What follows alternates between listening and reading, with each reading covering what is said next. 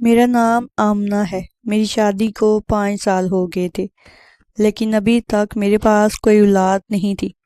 میں نے بہت سارے ڈاکٹر سے علاج کروایا تھا، لیکن جب میری شادی کا 6 سال لگا تو مجھے پتہ چلا کہ میں ماں بننے والی ہوں۔ میرے لیے یہ بہت خوشی کی بات تھی، اور میری خوشی کا کوئی ٹھکانہ نہیں تھا۔ میں نے اولاد حاصل کرنے کے لیے بہت سارے جتن کیے تھے۔ میں نے بہت سارے ڈاکٹر سے علاج کروایا تھا۔ اس سب میں میرے شوہر نے میرا ساتھ دیا تھا۔ میرے شوہر بہت ہی اچھے انسان تھے۔ انہوں نے ہمیشہ میرا خیال رکھا تھا۔ میرے سسرال والے مجھے اولاد نہ ہونے پر بہت طعنے دیا کرتے تھے۔ وہ لوگ مجھے بانجھ سمجھتے تھے۔ میں ان باتوں سے بہت تنگ آ گئی تھی۔ میں تو اب ہمت ہی ہار گئی تھی، اور اپنے شوہر سے بھی کہہ دیا تھا کہ تم چاہو تو دوسری شادی کر سکتے ہو، میں تو تمہیں اولاد کی خوشی نہیں دے پاؤں گی۔ مگر وہ میری باتوں کو اگنور کیا کرتے تھے۔ وہ کہتے تھے کہ اگر خدا نے ہمارے نصیب میں اولاد کا سکھ لکھا ہوگا تو وہ ہمیں ضرور ملے گا۔ ضروری نہیں کہ میری دوسری شادی کرنے سے ہی مجھے اولاد مل جائے گی۔ اس سے بھی نہیں ہوئی تو پھر میں کیا کروں گا؟ خدا نے آخرکار میری سن ہی لی تھی۔ میرے گھر ننھی سی پری نے جنم لیا تھا۔ میری اور میرے شوہر کی تو خوشی کے کوئی ٹھکانے ہی نہیں تھے۔ میں سارا دن اپنی بیٹی کو گلے سے لگائے رکھتی تھی، یہاں تک کہ میرے شوہر بیٹی کو گود میں لینے کے لیے ترس جاتے تھے۔ میں اپنی بیٹی کو ہمیشہ مہنگے کپڑے پہناتی تھی، اور گھر میں اس کی ضرورت کا ہر سامان موجود تھا۔ میری بیٹی کا بچپن بہت اچھا گزرا تھا، اور پھر وہ تیسرے سال میں لگ گئی تھی، مگر ابھی تک اس نے دیکھنا شروع نہیں کیا تھا۔ ہم اس کے سامنے کچھ بھی کرتے تو اسے پتہ ہی نہیں چلتا تھا۔ میں دعا کی ماں تھی، اس لیے ساری باتیں اگنور کرتی تھی، مگر پڑوس کی عورتیں بار بار آ کر مجھے یہ احساس دلایا کرتی تھی کہ تمہاری بیٹی 3 سال کی ہو گئی ہے، ابھی تک کچھ نہیں دیکھ سکتی، کیونکہ میری بیٹی کے ساتھ جتنے بھی لوگوں کے بچے محلے میں پیدا ہوئے تھے وہ سب کے سب اپنی آنکھوں سے صاف صاف دیکھتے تھے۔ مجھے ان کی باتوں سے بہت زیادہ ڈر لگتا تھا، مگر میں ابھی تک کسی کے ساتھ اپنا درد شیئر نہیں کر پائی تھی، کیونکہ میں ایسے محلے میں رہتی تھی جہاں پر انسان کے اندر کسی طرح کی کمی ہونے پر اس کا وہی نام رکھ دیا جاتا تھا۔ یہ سوچ کر ہی میرا پورا بدن کانپ جاتا تھا کہ لوگ میری بیٹی کو اندھا کہہ کر بلائیں گے۔ یہ باتیں سوچ کر میرا دل گھبرا جاتا تھا۔ میرے شوہر بھی یہ بات اچھے سے نوٹ کر رہے تھے۔ وہ مجھ سے کہتے تھے، کیا بات ہے آمنہ، تم مجھے اتنی پریشان سی کیوں لگ رہی ہو؟ میرے شوہر نے جب مجھ سے پوچھا تو میں پھوٹ پھوٹ کر رونے لگ گئی۔ میں کہنے لگی، آصف، ہماری بیٹی 3 سال کی ہو گئی ہے، مگر ابھی تک وہ کوئی چیز بھی کیوں نہیں دیکھ پاتی؟ پڑوس کی عورتیں مجھے ڈراتی ہیں اور عجیب عجیب طرح کی باتیں کرتی ہیں کہ شاید ہماری بیٹی اندھی ہے۔ اب تو مجھے بھی یہی لگنے لگا ہے، کیونکہ میری بیٹی اتنی بڑی ہو گئی ہے، ابھی تک کچھ نہیں دیکھ پاتی۔ وہ میری طرف دیکھ کر مسکرانے لگے اور کہنے لگے، آمنہ، تمہیں کیا ہو گیا ہے؟ تم تو سچ میں پاگل ہو گئی ہو۔ نہ جانے کب سے یہ باتیں اکیلے ہی برداشت کر رہی تھی۔ تم نے آ کر مجھ سے یہ بات کیوں نہیں کی؟ ہم دونوں مل کر اس بات کو کوئی نہ کوئی حل نکال لیتے۔ میں جھٹ سے کہنے لگی، تو پھر مجھے بتائیں کیا حل نکالا ہے آپ نے؟ کہنے لگے، میں کل آفس نہیں جاؤں گا، ہم دونوں اپنی بیٹی کو ڈاکٹر کے پاس لے کر جائیں گے، آنکھوں کی روشنی کے لیے۔ شہر میں بہت اچھے اچھے ڈاکٹر ہیں، تم دیکھ لینا، میری بیٹی کی آنکھوں کی روشنی واپس آ جائے گی، اور وہ بھی دیکھنے لگے گی۔ ڈاکٹر سارا چیک اپ کر کے ہمیں بتا دے گا ہماری بیٹی کے ساتھ کیا پریشانی ہے۔ میں آصف کی بات سن کر خوش تو ہو گئی تھی، لیکن پھر بھی ابھی میرے دل میں ایک بات آ رہی تھی۔ میں کہنے لگی، آصف، اگر ڈاکٹر نے کہہ دیا کہ ہماری بیٹی پیدائشی اندھی ہے تو ہم کیا کریں گے؟ آصف کہنے لگے، تو ہم کچھ نہیں کریں گے، ہم خدا کا شکر ادا کریں گے کہ اس نے ہمیں بیٹی جیسی رحمت سے نوازا۔ اور تمہیں پتہ ہے کہ کتنے سالوں بعد ہمیں اولاد ملی تھی، ہماری بیٹی کے روپ میں، جس کے لیے ہم ترس رہے تھے۔ اب اگر اس میں کوئی کمی ہے تو یہ خدا کی کوئی مرضی ہے۔ اور ہاں، ہمیں ہر حال میں اپنے خدا کی مرضی کو قبول کر لینا چاہیے۔ میں نے اپنے شوہر کی بات سن کر اس بات میں سر ہلا دیا اور کمرے سے باہر نکل کر کچن کے کاموں میں لگ گئی۔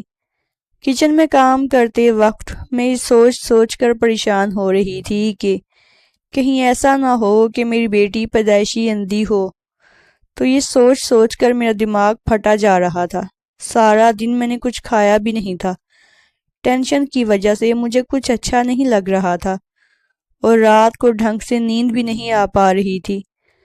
مجھے اپنی بیٹی سے بہت پیار تھا۔ مجھے اپنی بیٹی کی آنے والی زندگی کی ہمیشہ فکر رہتی تھی کہ اگر وہ ایسے ہی اندھی رہی تو آنے والے ٹائم میں اس کی شادی کیسے ہوگی، کون اسے اپنائے گا۔ میں تہجد میں اٹھ اٹھ کر خدا سے گر گرا کر دعائیں کرتی رہی کہ میری بیٹی اپنی آنکھوں سے دیکھنے لگے اور اس کے ساتھ کوئی پریشانی نہ ہو۔ صبح جب میں اٹھی تو میرے سر میں بہت تیز درد ہو رہا تھا۔ رو رو کر میری آنکھیں بھی سوج چکی تھی۔ ہاسپٹل جانا مجھے ایسے لگ رہا تھا جیسے مجھے کسی بہت بڑی مصیبت کے پاس لے کر جایا جا رہا ہو۔ صبح کے 11 بج رہے تھے۔ میرے شوہر نے کہا میں شہر کے سب سے بڑے ڈاکٹر سے اپنی بیٹی کے لیے ساری انفارمیشن لے کر آ گیا ہوں۔ تم جلدی سے تیار ہو کر آ جاؤ اور دعا کو بھی تیار کر لو، ہم ڈاکٹر کے پاس جا رہے ہیں۔ میری بیٹی بہت اچھی تھی، اس نے کبھی بھی مجھے تنگ نہیں کیا تھا۔ میں اسے جیسا کہتی وہ ویسا ہی کر لیا کرتی تھی۔ میں نے اپنی بیٹی کو بہت پیاری سی فراک پہنا دی جسے پہن کر وہ بہت پیاری لگ رہی تھی، اور میں بھی تیار ہو گئی۔ اس کے بعد ہم ڈاکٹر کے پاس چلے گئے۔ ڈاکٹر نے میری بیٹی کی آنکھوں کا پورا چیک اپ کر لیا تھا۔ چیک اپ کرنے کے بعد وہ کہنے لگا آپ کی بیٹی کے ساتھ کوئی پریشانی نہیں۔ جیسے جیسے آپ کی بیٹی کی عمر بڑھتی چلی جائے گی ویسے ویسے اس کی آنکھوں کی روشنی بھی آ جائے گی۔ آپ فکر مت کیجیے، آپ کی بیٹی کی آنکھوں کی روشنی واپس آ جائے گی۔ بس آپ کو اپنی بیٹی کا خیال رکھنا ہوگا۔ میں ابھی کے لیے تھوڑی سی دوائیاں دے رہا ہوں۔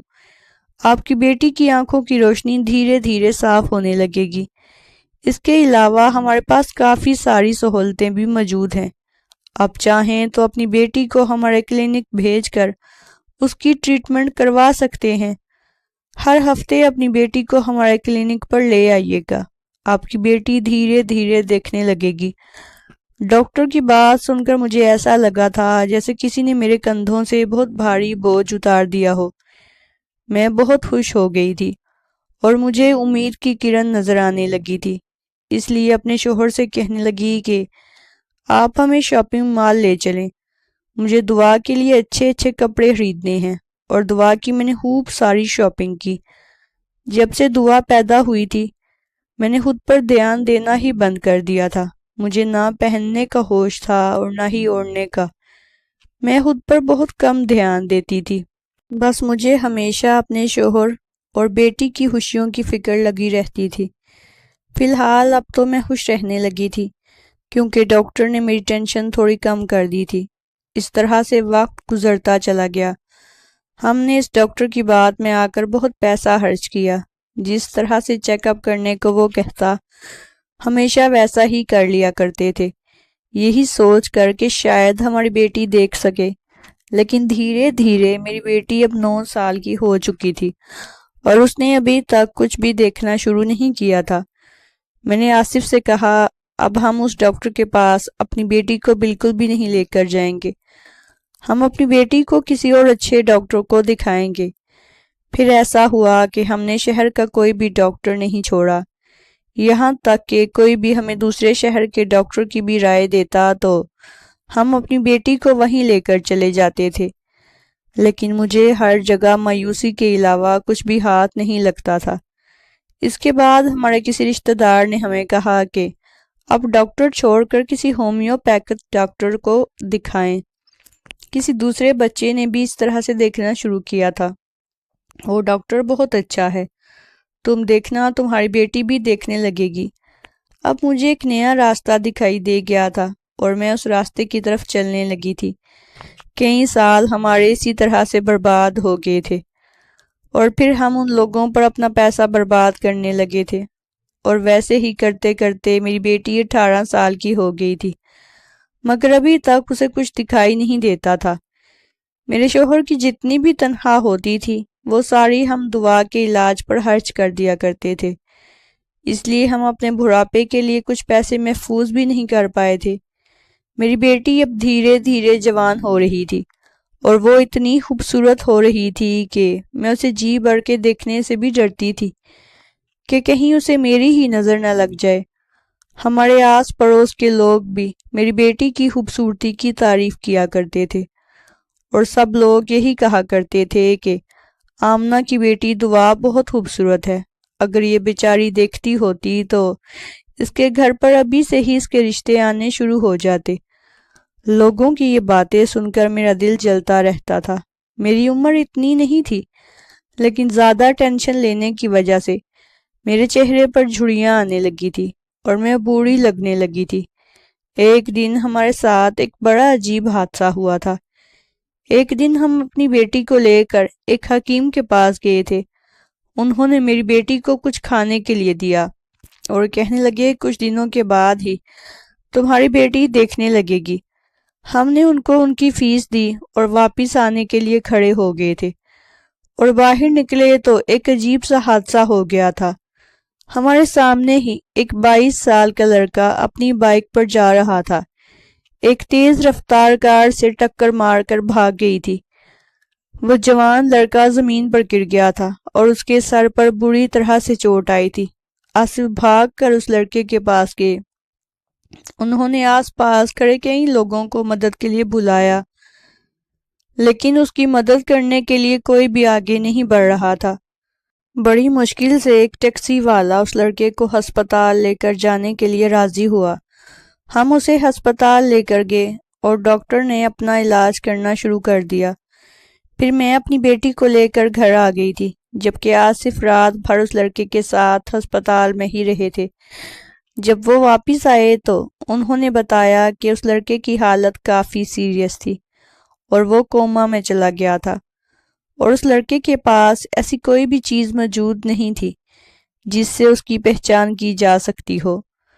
میں نے اس لڑکے کے لیے بہت ساری دعائیں کی تھیں، نہ جانے وہ لڑکا کس ماں کا بیٹا تھا اور اس کی ماں اس کے لیے کتنا پریشان ہو رہی ہوگی۔ کچھ دن میرے شوہر اسی طرح ہسپتال جاتے رہے اور اس لڑکے کا علاج چلتا رہا۔ جب وہ کچھ ٹھیک ہوا تو میرے شوہر اسے ہمارے گھر پر لے کر آ گئے تھے۔ اس لڑکے کے سر پر پٹی بندھی ہوئی تھی۔ میں نے اپنے شوہر کی طرف گھورتے ہوئے دیکھا تو وہ اس لڑکے کو گیسٹ روم میں چھوڑ کر آئے اور کہنے لگے آمنہ، یہ لڑکا ہوش میں تو آ گیا ہے لیکن اپنی یادداشت کھو چکا ہے۔ ڈاکٹر نے کہہ دیا ہے کہ ہم اس کو ڈسچارج کر دیتے ہیں اور دھیرے دھیرے اس کا ٹریٹمنٹ چلتا رہے گا، اس کی یادداشت بھی واپس آ جائے گی۔ تب تک مجھے اسے یہاں لانے کے علاوہ اور کوئی راستہ نظر نہیں آ رہا تھا۔ یہ بیچارہ کہاں جاتا، جبکہ ابھی تک اس کی فیملی سے بھی کوئی نہیں آیا تھا۔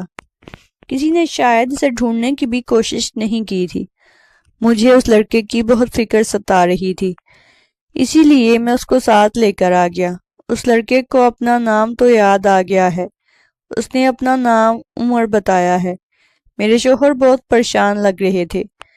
پھر میں نے بھی ان کی طرف دیکھتے ہوئے کہا، آصف، آپ کو نہیں پتا کہ ہمارے گھر ہماری جوان جہاں بیٹی ہے؟ تو کہنے لگے کہ ابھی یہ لڑکا بیمار ہے، جب تک یہ ٹھیک ہو جائے گا تب تک میں اس کے لیے کوئی اور ٹھکانہ ڈھونڈ ہی لوں گا۔ میں نے اس بات میں سر ہلا دیا تھا۔ مجھے بھی اس لڑکے کی حالت دیکھ کر اس پر ترس آتا تھا، اس لیے میں بھی اس کا خیال رکھنے لگ گئی تھی۔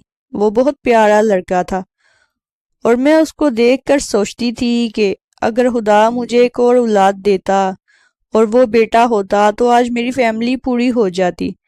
شاید میرا بیٹا اس کے جیسا ہی ہوتا۔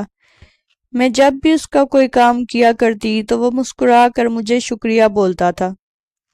جہاں تک میری بیٹی دعا کی بات تھی تو وہ لڑکا میری بیٹی کو آنکھ اٹھا کر نہیں دیکھتا تھا۔ مجھے اس کی شرافت نے بہت متاثر کیا تھا۔ اسی طرح ایک مہینہ گزر چکا تھا اور وہ لڑکا دھیرے دھیرے چلنے بھی لگا تھا۔ ایک دن میں اپنے کمرے میں ٹی وی دیکھ رہی تھی اور میری بیٹی اس ٹائم پر سو رہی تھی، تو وہ لڑکا میرے کمرے میں ہی آ گیا تھا اور مجھ سے کہنے لگا، آنٹی کیا میں آپ سے ایک بات پوچھ سکتا ہوں؟ میں نے کہا ہاں ہاں بالکل، ضرور پوچھو۔ تو وہ کہنے لگا، آنٹی مجھے ایسا کیوں لگتا ہے جیسے آپ کی بیٹی دیکھ نہیں سکتی؟ کیا آپ کو نہیں لگتا کہ آپ کی بیٹی اتنی بڑی ہو گئی ہے، آپ کو اس کی آنکھوں کی روشنی کے لیے کچھ کرنا چاہیے؟ عمر کی بات سن کر میری آنکھوں میں آنسو آ گئے تھے۔ میں نے اس سے کہا، بیٹا میری بیٹی اندھی ہے اور وہ دیکھ نہیں سکتی۔ یہ بات سن کر عمر کی آنکھیں پھٹی کی پھٹی رہ گئی تھی۔ میں کہنے لگی، جب وہ 3 سال کی تھی تب سے ہی میں اس کا علاج کروا رہی ہوں، اب وہ 18 سال کی ہو گئی ہے لیکن ابھی تک کوئی فائدہ نہیں۔ اس نے سر ہلا دیا اور کہنے لگا، آنٹی جب علاج سے کوئی فائدہ نہیں ہوا تو آپ نے اپنی بیٹی کا علاج ابھی تک بند کیوں نہیں کروایا؟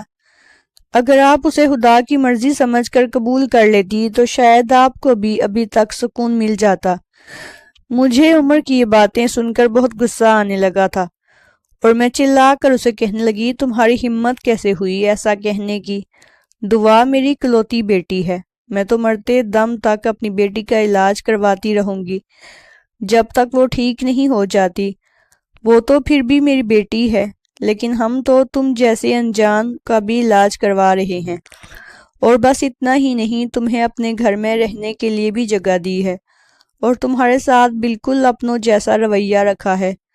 تمہیں تو شاید یاد بھی نہیں، کیونکہ ہم نے دیکھا ہے تمہیں ایک تیز رفتار سے آئی ہوئی کار ہماری آنکھوں کے سامنے ٹکر مار گئی تھی اور کوئی بھی تمہیں بچانے کے لیے آگے نہیں آ رہا تھا اور تمہارے بچنے کے بھی چانسز نہیں تھے۔ میرے شوہر نے تمہاری مدد کی، تو کیا ہم تمہیں وہاں پر مرتا ہوا چھوڑ کر واپس چلے جاتے؟ اور اب تمہاری یادداشت جا چکی ہے اور ہمیں نہیں پتا کہ تمہارا علاج کب تک چلے گا، تو کیا تمہارا علاج یہ سوچ کر بند کر دیں کہ اس میں بھی خدا کی مرضی ہے اور تمہیں اپنے گھر سے نکال دے؟ میری جوان بیٹی کے ہوتے ہوئے بھی ہم نے تمہیں اپنے گھر میں رہنے کے لیے جگہ دی۔ عمر کی بات تو سیدھا میرے دل پر جا کر لگی تھی، کیونکہ جو بات عمر نے مجھ سے کہی تھی، ایسی بات آج تک مجھے کسی نے نہیں کہی تھی۔ اور پھر وہ انجان لڑکا جسے اس بات کا بالکل اندازہ ہی نہیں تھا کہ میں کس طرح سے اپنی بیٹی کو دیکھ دیکھ کر تکلیف میں رہتی ہوں اور کس طرح سے حالات کا سامنا کرتی ہوں، وہ مجھے ایسی رائے کیسے دے سکتا تھا؟ میں اتنے غصے میں آ گئی تھی کہ بنا کچھ سوچے سمجھے ہی بولتی چلی جا رہی تھی۔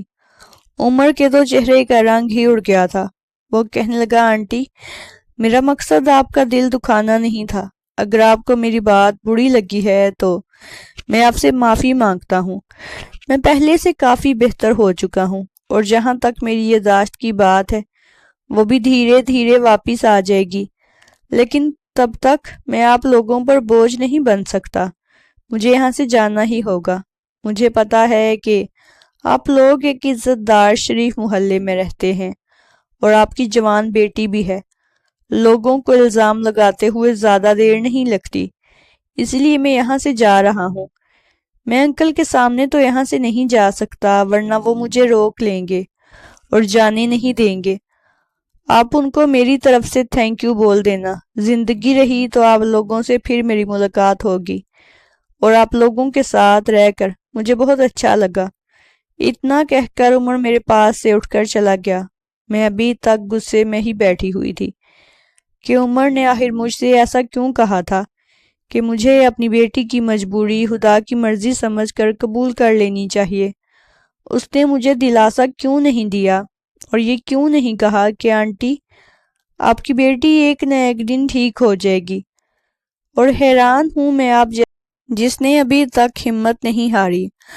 آپ ایسی ماں ہو جس نے اپنی بھی پرواہ نہیں کی اور اپنی بیٹی کے علاج میں کسی طرح کی کوئی کمی نہیں کی۔ میں یہ ساری باتیں سوچتی چلی جا رہی تھی اور روتی چلی جا رہی تھی۔ میری بیٹی تھوڑی دیر کے بعد سو کر اٹھ گئی تھی اور وہ کچھ پریشان سی لگ رہی تھی۔ میں نے پوچھا، کیا ہوا ہے دعا؟ تو دعا کہنے لگی، ماں ایسا لگ رہا ہے عمر گھر میں موجود نہیں ہے۔ ماں عمر کہاں پر چلے گئے؟ اور اگر وہ گھر میں ہی ہیں تو پھر مجھ سے بات کیوں نہیں کرتے؟ میں نے دعا سے کہا بیٹا تم آرام کرو، وہ یہیں کہیں ہوگا۔ میں نے اس کی بات کو اگنور کیا اور اپنے کام میں لگ گئی۔ میری بیٹی پھر مجھ سے بار بار عمر کے بارے میں پوچھنے لگی تو میں نے اسے کہہ دیا کہ بیٹا وہ ٹھیک ہو گیا تھا، اس لیے وہ اپنے گھر واپس چلا گیا ہے، اب وہ ہمارے گھر میں کبھی نہیں آئے گا۔ میں نے محسوس کیا تھا کہ میری بیٹی ایک دم سے ہی اداس ہو گئی تھی، اس کی آنکھوں میں آنسو آنے لگے تھے اور وہ مجھ سے کہنے لگی عمر کو اس طرح سے ہمارے گھر سے نہیں جانا چاہیے تھا اور وہ مجھ سے مل کر بھی نہیں گئے۔ میری بیٹی کو اس کے ساتھ لگاؤ ہو گیا تھا کیونکہ وہ میری بیٹی کے ساتھ باتیں کرتا تھا۔ یہ بات کہہ کر میری بیٹی اپنے کمرے میں چلی گئی تھی۔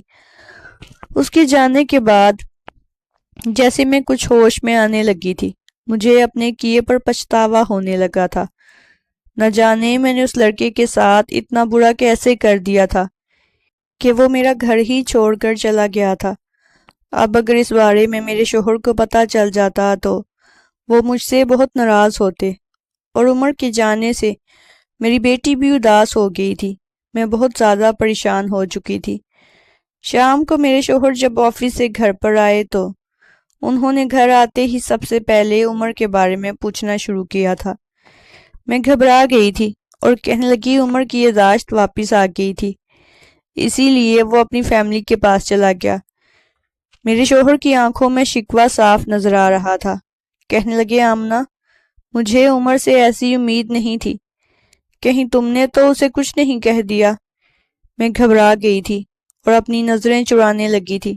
آصف کہنے لگے آمنہ مجھے وہ لڑکا بہت اچھا لگنے لگا تھا، ایسا لگنے لگا تھا جیسے وہ میرا اپنا ہی بیٹا ہو۔ چلو اچھا ہوا وہ ٹھیک ہو گیا، ویسے بھی بس ایک نہ ایک دن اسے اپنی فیملی کے پاس جانا ہی تھا، لیکن بس مجھے اس سے یہ شکایت رہے گی کہ وہ آخری بار مجھ سے مل کر بھی نہیں گیا۔ چلو وہ جہاں رہے خوش رہے۔ میں اپنے شوہر کے پاس سے اٹھ کر کچن میں آ گئی تھی۔ کچھ دن اسی طرح سے گزر گئے تھے۔ آصف نے مجھ سے اس کے بعد عمر کے بارے میں کوئی بات نہیں کی تھی، کیونکہ ان کی ایک بہت اچھی عادت یہ تھی کہ وہ مجھے زیادہ شرمندہ نہیں کیا کرتے تھے، ہمیشہ ہی میری غلطیوں کو معاف کر دیا کرتے تھے اور اگنور کرنے کی کوشش کرتے تھے۔ لیکن میں عمر کے لیے اندر ہی اندر سے بہت ٹینشن میں آ گئی تھی۔ وہ ایک بہت اچھا لڑکا تھا، اس کا رویہ بہت اچھا تھا، وہ کسی پڑھے لکھے اور اچھے خاندان سے تعلق رکھتا ہوگا۔ دعا بھی عمر کے جانے کے بعد بہت خاموش رہنے لگی تھی اور میں اس کی حالت کو اچھی طرح سے دیکھ سکتی تھی۔ پھر میں بھی یہ نہیں سمجھ پا رہی تھی کہ اس کی یہ حالت کس طرح سے ہو گئی۔ اب گھر میں بہت زیادہ اداسی کا ماحول چھا گیا تھا۔ ایک دن ہمارے گھر پر میرے شوہر کی بھابھی آئی تھی۔ اس کی شادی ملتان میں ہوئی تھی، اس لیے وہ 2 دن کے لیے ہمارے گھر پر آئی ہوئی تھی۔ آج اس کے جانے کا دن تھا۔ شام کے 4 بجے تک وہ اپنے گھر جانے والی تھی۔ اس نے مجھے بتایا کہ آمنہ آپ کو پتہ ہے ہمارے ملتان میں رہنے والے ایک مشہور بابا یہاں پر آپ کے شہر میں آئے ہوئے ہیں اور وہ یہاں پر کچھ لوگوں کی پریشانیاں حل کرنے کے لیے آئے ہیں۔ ان کی عمر اور تجربہ بہت زیادہ ہے، وہ لوگوں کا اتنا اچھا علاج کرتے ہیں کہ بے امید لوگ بھی ان سے امید لگا بیٹھتے ہیں، گونگے بولنے لگتے ہیں اور اندھے دیکھنے لگتے ہیں۔ وہ پیسے تو تھوڑے زیادہ لیتے ہیں لیکن کام اچھا کرتے ہیں، اور ویسے بھی آپ تو اپنی بیٹی پر اب تک کافی سارے پیسے خرچ کر چکے ہیں، آپ نے تو ابھی تک دعا کے لیے کوئی بھی علاج نہیں چھوڑا ہے۔ مجھے امید ہے کہ اس بوڑھے بابا کے علاج سے ہماری دعا بھی دیکھنے لگے گی۔ میں اپنی جٹھانی کی بات سن کر بہت خوش ہو گئی تھی اور مجھے امید کی ایک بار پھر کرن نظر آنے لگی تھی۔ ایسا لگ رہا تھا جیسے کئی دنوں کے بعد تھوڑی روشنی نظر آنے لگی ہے۔ میں کہنے لگی بھابھی کیا وہ بوڑھا بابا اتنا اچھا ہے کہ میری بیٹی ٹھیک ہو جائے گی اور وہ اپنی آنکھوں سے دیکھنے لگے گی؟ تو وہ کہنے لگی بھابھی اس بوڑھے بابا کے تو ہمارے ملتان میں بہت چرچے ہیں اور وہ یہاں پر صرف 15 دن کے لیے ہی آیا ہے، اس سے پہلے وہ یہاں سے چلا جائے آپ اس کا فائدہ اٹھا لو اور ہماری دعا ضرور ٹھیک ہو جائے گی۔ آپ کو پتا ہے میری بہن کے پاس کوئی اولاد نہیں تھی۔ شادی کے پورے 7 سال بعد جب اس کا علاج بابا سے کروایا، اس کے بعد اس نے ایک بیٹے کو جنم دیا۔ اپنی جٹھانی کی یہ بات سن کر مجھے امید جاگتی ہوئی نظر آ رہی تھی۔ میں نے اپنی جٹھانی سے اس بابا کے بارے میں ساری انفارمیشن لے لی تھی۔ شام کے 4 بجے تک میری جٹھانی میرے جیٹ کے ساتھ اپنے گھر چلی گئی تھی، اور اس کے بعد میرے شوہر آفس سے جب گھر پر آئے تو میں نے ان کو ان کی بھابھی کے بارے میں بتایا، مگر بابا کو لے کر آصف کا رویہ کچھ عجیب سا لگ رہا تھا۔ انہیں یہ سب کچھ اچھا نہیں لگا تھا۔ میں کہنے لگی، آصف تم پیسوں کی پرواہ مت کرو، میں اپنا زیور بیچ دوں گی، لیکن اپنی بیٹی کا علاج کروا کر ہی رہوں گی۔ آصف کہنے لگے، دعا کے لیے آج تک میں نے کبھی پیسوں کی پرواہ نہیں کی ہے۔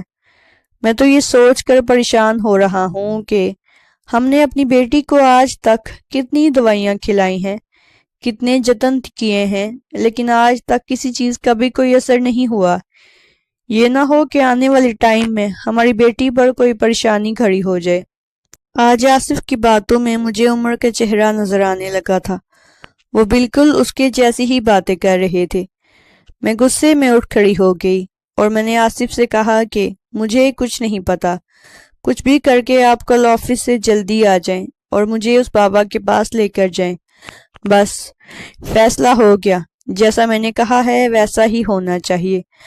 مجھے اچھی طرح سے پتا تھا کہ آصف کبھی بھی میری بات کو نہیں ٹالتے ہیں، وہ ہمیشہ میری امید پر کھڑے اترتے ہیں۔ اگلے دن وہ آفس سے جلدی ہی چھٹی لے کر آ گئے تھے۔ ہم شام کے 4 بجے کے ٹائم اپنی بیٹی کو بابا کے پاس لے کر چلے گئے تھے۔ حیرت کی بات تو یہ تھی کہ آج دعا بھی ہمارے ساتھ چلنے کے لیے منع کر رہی تھی۔ وہ کہہ رہی تھی، ماں میں اپنا علاج کرواتے کرواتے تھک گئی ہوں، اب مجھے کہیں نہیں جانا۔ جو کمی میرے اندر ہے میں نے اس کو قبول کر لیا ہے، آپ مجھے میرے حال پر چھوڑ دو پلیز۔ اپنی بیٹی کی بات سن کر میری آنکھیں آنسوؤں سے بھر گئی تھی۔ میں اپنی بیٹی کو لے کے جانے کے لیے اس کے آگے ہاتھ جوڑ کر کھڑی ہو گئی اور کہنے لگی، بیٹی آج مجھے ایک آخری بار موقع دے دو، اس کے بعد میں تمہیں کہیں بھی جانے کے لیے نہیں کہوں گی۔ وہ میری بات مان گئی تھی اور ہم بابا کی دکان تک چلے گئے تھے۔ وہاں پر تو بہت زیادہ بھیڑ لگی ہوئی تھی، ایسا لگ رہا تھا جیسے ہمارا نمبر تو بہت ٹائم بعد آنے والا ہے۔ میں نے اپنے شوہر کی طرف دیکھا اور کہنے لگی، دیکھا آپ نے یہاں پر کتنی بھیڑ ہے، یہ سارے لوگ یہاں پر اپنا ٹائم ضائع کرنے نہیں آئے، ان لوگوں کو فائدہ ہوتا ہے تبھی تو یہاں پر آئے ہیں۔ میرے شوہر بھی غور سے بھیڑ کو دیکھ رہے تھے اور انہوں نے سر ہلا دیا تھا۔ ہمارا نمبر آنے میں ابھی بہت دیر تھی، کیونکہ بہت لمبی لمبی لائنیں لگی ہوئی تھی۔ 7 بج چکے تھے، تب کہیں جا کر ہمارا نمبر آیا تھا۔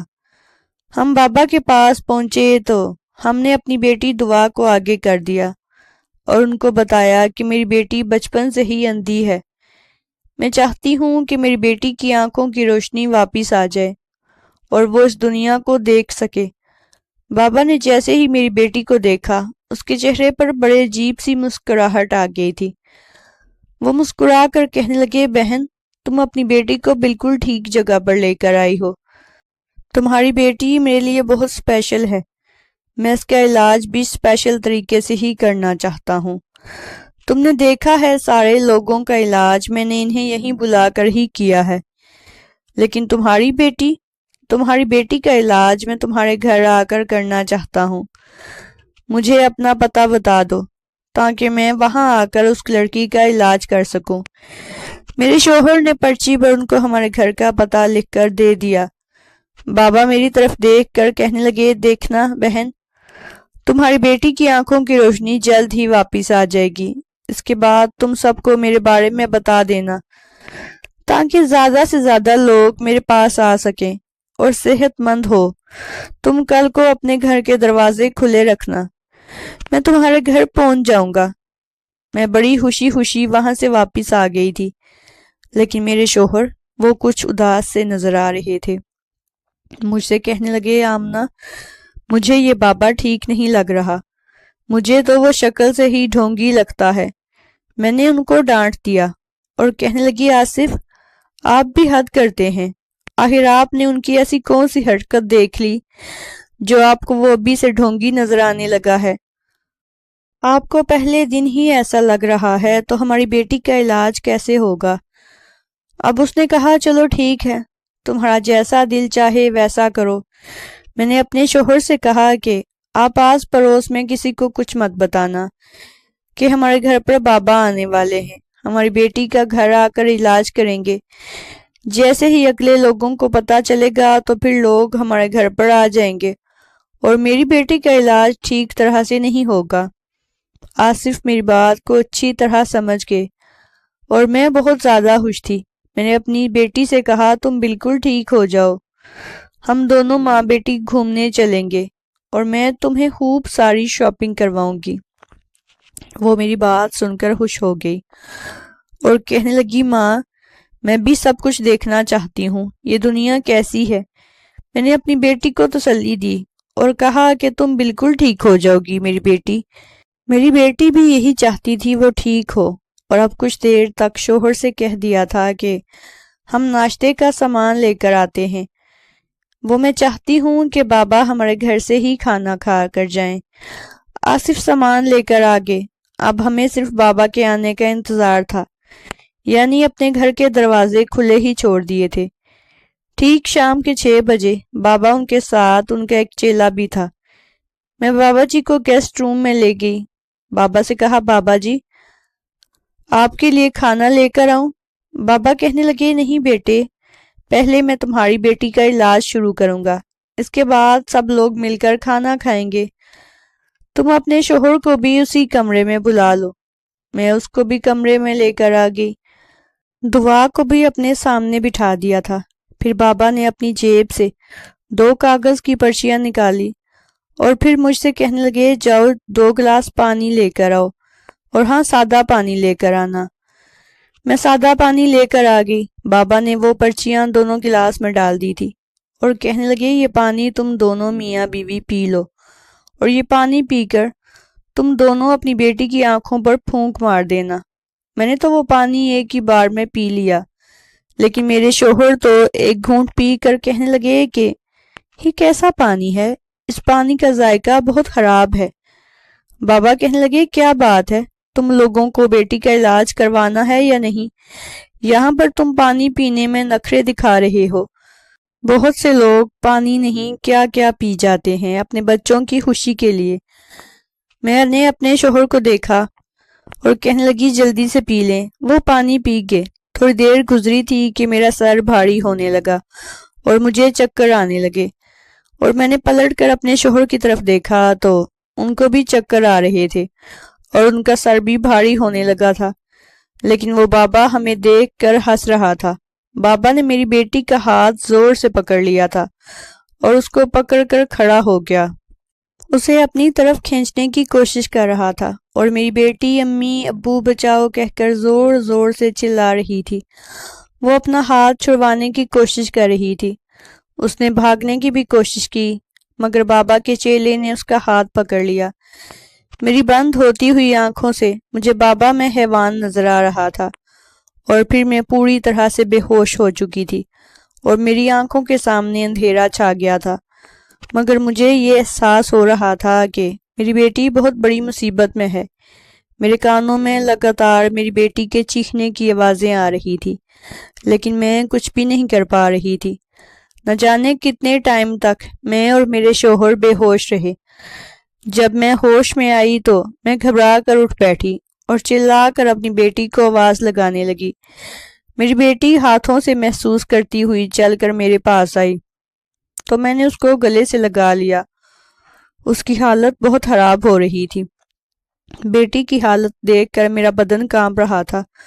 ڈر کی وجہ سے میری بیٹی کچھ بول بھی نہیں پا رہی تھی، بس مسلسل روئے جا رہی تھی۔ میں نے جلدی سے آصف کو اٹھایا اور ادھر ادھر بابا کو ڈھونڈنے کی کوشش کرنے لگے، لیکن جب میں کمرے سے نکل کر باہر آئی تو میں نے دیکھا حال میں وہی بابا اور اس کا چیلا کرسی سے بندھے پڑے تھے۔ میں نے اپنی بیٹی کی طرف دیکھا اور پوچھا کیا ہوا ہے بیٹا؟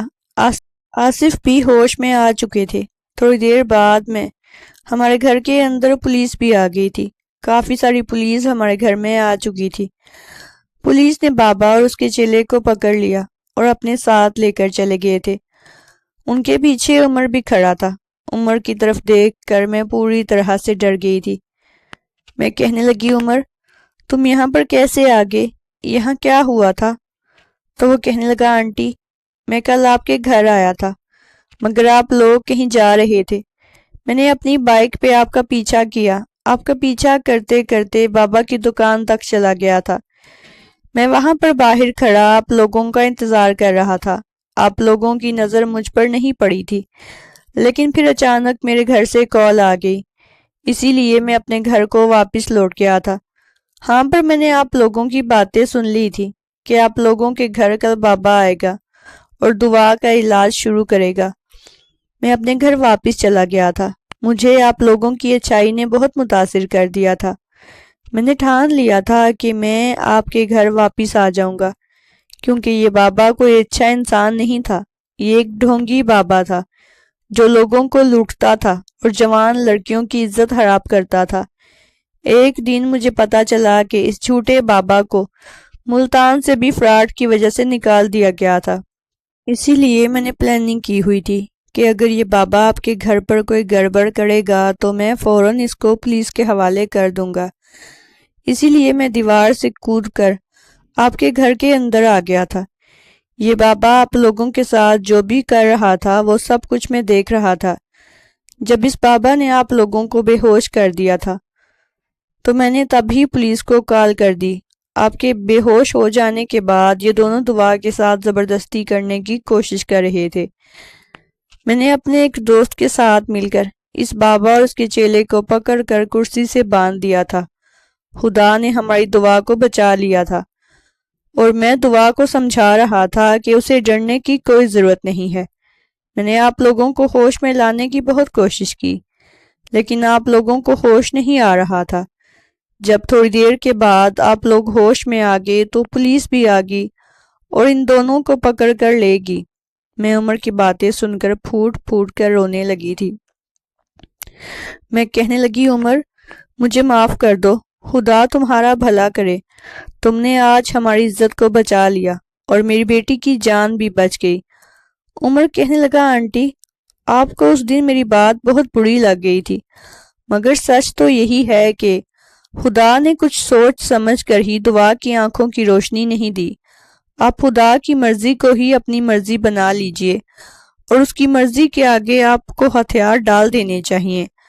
آپ کو ہر کسی نے لوٹا ہے، مگر کیا فائدہ ہوا ابھی تک؟ دعا دیکھنے تو نہیں لگی نا؟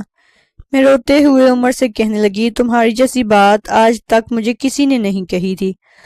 بس لوگ مجھے ڈاکٹر بابا کا بتاتے تھے اور میں لوگوں کی باتوں میں آتی رہتی تھی۔ جو جیسا کہتا میں ویسا ہی کر لیا کرتی تھی، کیونکہ بیٹا میں ایک ماں ہوں اور ایک ماں اپنی اولاد کی خوشی کے لیے سب کچھ کر سکتی ہے۔ لیکن کسی نے مجھے یہ نہیں بتایا تھا کہ خدا کی مرضی میں ہی ہمیں بھی راضی رہنا چاہیے۔ تم مجھے معاف کر دو۔ میں نے عمر کے سامنے ہاتھ جوڑ دیے تھے۔ اس نے جلدی سے میرے ہاتھ پکڑ لیے اور کہنے لگا، نہیں آنٹی آپ ایسا مت کریں، آپ تو میری ماں ہیں۔ میں نے خدا سے بھی معافی مانگی تھی۔ میرے شوہر بھی عمر سے مل کر بہت خوش ہو گئے تھے۔ پھر عمر نے اپنے بارے میں بتایا کہ کس طرح سے اس کی یادداشت واپس آ گئی تھی۔ اس نے بتایا کہ جب وہ ہمارے گھر سے چلا گیا تھا تو اس کو راستے میں اس کے دادا اور باپ مل گئے تھے جو اس کی ہی تلاش کر رہے تھے۔ انہیں لگا تھا کہ ان کا بیٹا مر چکا ہے، لیکن وہ اپنے بیٹے کو زندہ اور صحیح سلامت دیکھ کر بہت خوش ہوئے اور عمر کو اپنے ساتھ اپنے گھر لے گئے تھے۔ جب وہ لوگ عمر کو اپنے گھر لے کر گئے تو وہ وہاں پر رہتے رہتے دھیرے دھیرے عمر کو سب کچھ یاد آنے لگا تھا اور دھیرے دھیرے اس کی یادداشت بھی واپس آ گئی تھی۔ اب وہ نارمل ہو گیا تھا، لیکن یادداشت واپس آنے پر وہ ہمیں نہیں بھولا تھا۔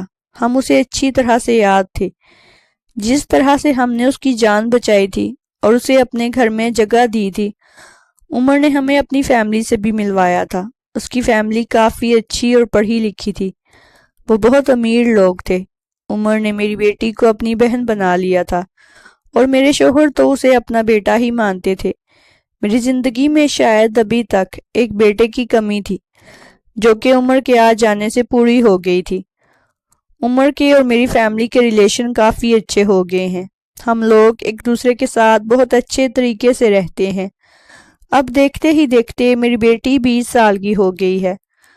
عمر کی تائی کو ہماری بیٹی دعا بہت پسند آئی تھی، اسی لیے انہوں نے اپنے بیٹے کا رشتہ میری بیٹی کے لیے بھیج دیا تھا۔ اور سب سے اچھی بات تو یہ ہے کہ جس لڑکے کے لیے میری بیٹی کا رشتہ آیا تھا، وہ لڑکا بول نہیں سکتا تھا۔ دونوں میں ہی ایک کمی تھی، اس لیے وہ دونوں ایک دوسرے کی قدر کرنے لگے تھے۔ میں نے اپنی بیٹی کی شادی عمر کی تائی کے بیٹے کے ساتھ کر دی تھی۔ میری بیٹی اپنے سسرال میں بہت خوش رہتی تھی، کیونکہ وہاں پر اس کا خیال رکھنے والے بہت سارے لوگ ہیں۔ شاید میری بیٹی کی قسمت میں ایسا ہی لکھا تھا۔ اس لڑکے میں بھی ایک کمی تھی اور میری بیٹی میں بھی ایک کمی تھی، جس وجہ سے ان دونوں کا نصیب ایک ساتھ جڑا ہوا تھا، اور اسی لیے وہ دونوں کبھی ایک دوسرے کو کسی بات پر بھی کم نہیں سمجھ سکتے تھے، کیونکہ دونوں ہی کسی نہ کسی بات کا شکار تھے۔ فی الحال دونوں بچوں کی زندگی اچھی گزر رہی ہے، اور جس سے میری بیٹی کی شادی ہوئی ہے، میں اپنی بیٹی کی طرف سے بے فکر ہو گئی ہوں، کیونکہ میری بیٹی کو بہت اچھا سسرال ملا ہے۔ دوستوں، میں امید کرتی ہوں آپ کو ہماری کہانی پسند آئی ہوگی۔ کہانی پسند آئی ہے تو ویڈیو کو لائک کریں، چینل پر نئے ہیں تو چینل کو سبسکرائب کریں، اور ہاں، بیل نوٹیفیکیشن کو ضرور دبائیں تاکہ اگلی اپڈیٹ سب سے پہلے آپ کو ملے۔ شکریہ۔